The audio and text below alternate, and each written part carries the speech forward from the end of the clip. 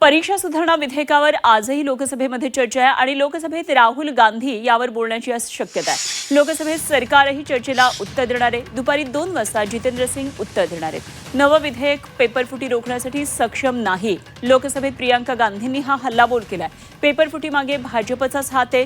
शिवसेना युबीटीचा हा गंभीर आरोप आहे। त्यामुळे आज नेमकी चर्चा काय होणार आहे, या चर्चेमध्ये राहुल गांधी आणखी कुठले मुद्दे उपस्थित करतात हे पाहणं गरजेचं असेल।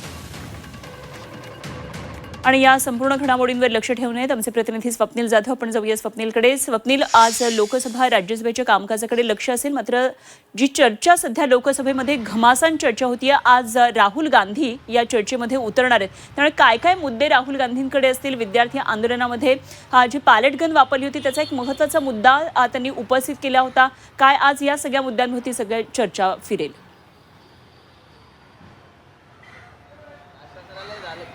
नक्कीच पेपरफुटी विरोधामध्ये केंद्र सरकारने नवीन विधेयक आणलेले आणि या विधेयकावरती काल सुद्धा घमासान झालं आपल्याला पाहायला मिळालं। राज्यसभा आणि लोकसभा या दोन्ही संसदेत दोन्ही सभागृहामध्ये विरोधकांनी मुद्दे उपस्थित केलेले आहेत। आज राहुल गांधी 12:30च्या दरम्यान बोलणार असल्याची शक्यता वर्तवण्यात येते। दरम्यान राहुल गांधी यांच्याकडून अनेक राज्यांमधील पेपरफुटीचे मुद्दे उपस्थित करण्यात येणार आहेत। त्याचप्रमाणे नीट पेपरफुटी विरोधामध्ये जे आंदोलन युवकांचं सुरू होतं गेल्या महिनाभरापासून, या महिनाभरामध्ये अनेक ठिकाणी राज्यामध्ये किंवा एकूणच देशपातळीवरती विद्यार्थ्यांवरती लाठी हल्ला जो झालेला होता, या संदर्भातील पॅलेट गनचा मुद्दा सुद्धा राहुल गांधी यांनी उपस्थित केला होता। तो मुद्दा आज पुन्हा चर्चेदरम्यान संसदेमध्ये उपस्थित करणार आहेत। त्याचप्रमाणे जे लाठीचार्ज करण्यात आला यामध्ये काही पोलिसांच्या वेशामध्ये तर काही सिव्हिल ड्रेसमध्ये पोलिसांसोबत काही कर्मचारी होते, ते नक्की पोलिसांमध्ये आहेत का, त्यांचा आयडेंटिटी आहे का, अशा प्रकारचे प्रश्नसुद्धा राहुल गांधी उपस्थित करण्याची शक्यता आहे। त्याचप्रमाणे जे नवीन विधेयक येतं हे नवीन विधेयक कुठेतरी कमकुवत आहे आणि योग्य नाही, अशा प्रकारे सुद्धा एक आरोप हा सर्व विरोधकांकडून करण्यात येतोय। त्याबद्दल सुद्धा राहुल गांधी आज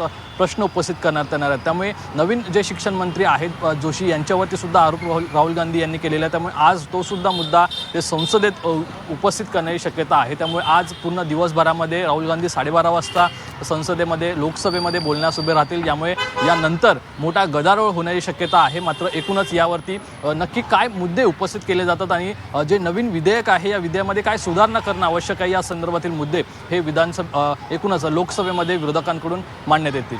निश्चितच धन्यवाद दिलेल्या या सगळ्या सविस्तर माहितीसाठी स्वप्नील जाधव आमचे प्रतिनिधी आपल्या बरोबर होते।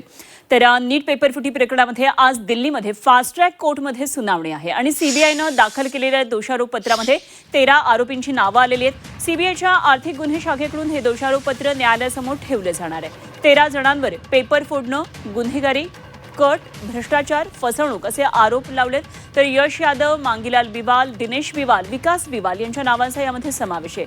तर महाराष्ट्रामध्ये शुभम खैरनार, धनंजय लोखंडे, प्रल्हाद कुलकर्णी, तेजस शहा, डॉक्टर मनोज शिरुरे, शिवराज मोटेगावकर, मनीषा वाघमारे, मनीषा मांढरे, मनीषा हवालदार यांच्या विरोधात सुद्धा दोषारोपपत्र आता सादर होणार आहे। अर्जुन आनंद यांची दिल्ली इथल्या राऊज एव्हेन्यू कोर्टमध्ये सुरू असलेल्या नीट पेपरफुटी प्रकरणात सीबीआयचे विशेष सरकारी वकील म्हणून नियुक्ती झाली आहे। तर डिजिटल फॉरेन्सिक अहवाल, हस्ताक्षर तज्ज्ञांची मतं आणि शैक्षणिक विभागातील तज्ज्ञांची मतं सीबीआयनं जाणून घेतलेली आहेत।